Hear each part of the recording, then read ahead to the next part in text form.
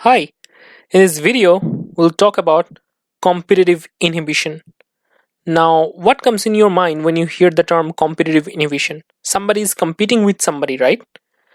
Now, first of all, it's a type of reversible reaction or reversible inhibition in which the effect of the inhibitor can be reversed under certain circumstances, and we would learn about that. So, in this kind of situation, when normally enzyme and substrate binds to each other, the competitive inhibitor competes with the substrate and it binds with the enzyme's active site. Since both substrate and inhibitor binds to the enzyme's active site, that means the substrate and the inhibitor has some degree of structural similarity, right? So let's try to understand competitive inhibition in a lot more details. Normally, the enzyme would interact with the substrate, which would eventually lead to a enzyme substrate complex formation, which is transient, and eventually it would give rise to a product.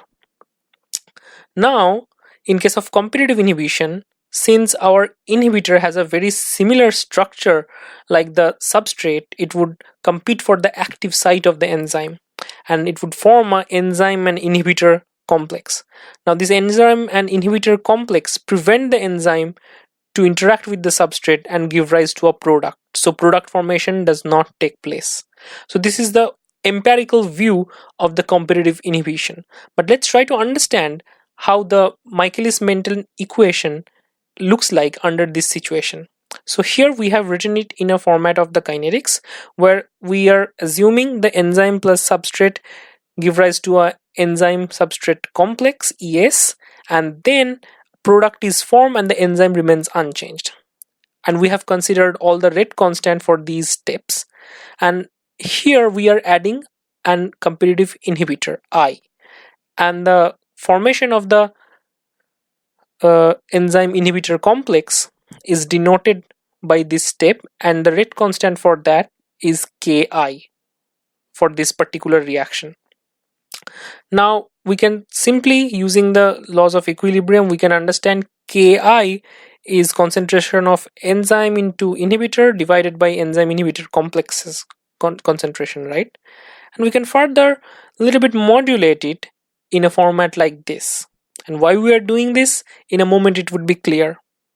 Now we know while the enzyme substrate reaction is happening, the total enzyme concentration in this particular case would be free enzyme concentration plus enzyme, which is in a format of enzyme substrate complex, because inhibitor cannot bind to all of the enzymes, right? Some amount of substrate binding always happens. So that particular species would be there, the enzyme substrate complex, and some amount of a majority of that would be an enzyme and inhibitor complex. So we have three species here.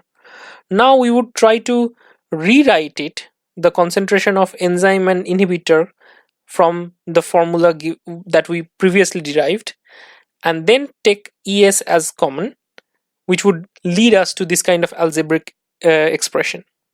Now from that, if we now understand what is the concentration of ES means, we derive and we come to this particular situation. Then we know that enzyme velocity is kind of K2 into ES. So multiplying both sides by K2 would leads us to the following expression. And here we can, for simplicity, we can define this 1 by inhibitor divided by Ki as an alpha, a term as alpha. And ultimately we can write V0 equal to Vmax into substrate concentration divided by alpha Km. Now this expression we have previously denoted as alpha plus substrate concentration. And we also know that K2ET means Vmax, whereas V0 is equal to K2ES. From that we come to this situation, and this is how the Michaelis-Menten equation look like under a situation of competitive inhibitor.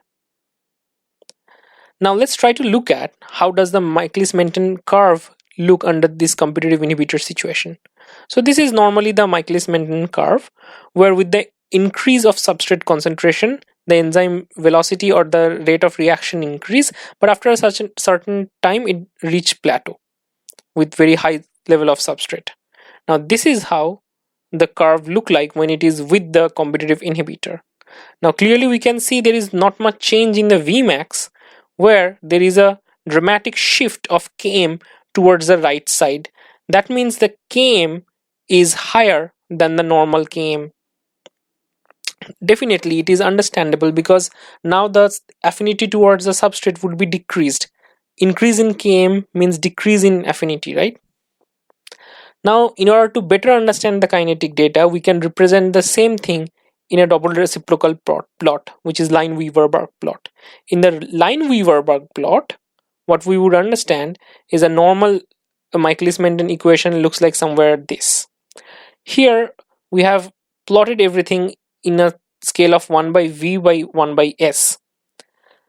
And the slope is Km by Vmax, and the intercept is 1 by Vmax, right? Intercept here is 1 by Vmax. Now, and now if we do a competitive inhibition, the line looks like somewhere like this. You can clearly understand the line is more steeper. That means there is an alteration in the slope. Indeed, the slope is alpha Km by Vmax. For any values of alpha, any positive values of alpha, you can always understand the slope is steeper, right? That means Km has changed. Now, the question is how we can reverse this kind of inhibition. And here in this particular graph, you can see with the increase in alpha value, that line would get steeper and steeper, and the degree of inhibition would be stronger and stronger, because Km would increase and the affinity for the substrate towards enzyme would decrease. So in order to reverse this, what we can do, but before that, we should learn about an example. So normally, succinate is acted upon by succinate dehydrogenase, which lead to the conversion to fumarate. Now, malonate, which has a similar structure like succinate, can competitively inhibit succinate dehydrogenase, and as a result, no product is formed. That's how malonate acts like a competitive inhibitor of succinate. Now, once we learned about the example, we should try to understand that how we can reverse the effect of competitive inhibition. And the answer is simple. We can increase the substrate concentration. And if we increase the substrate concentration, the probability that the substrate would encounter the enzyme's active site is far more than the probability of interaction between inhibitor and substrate.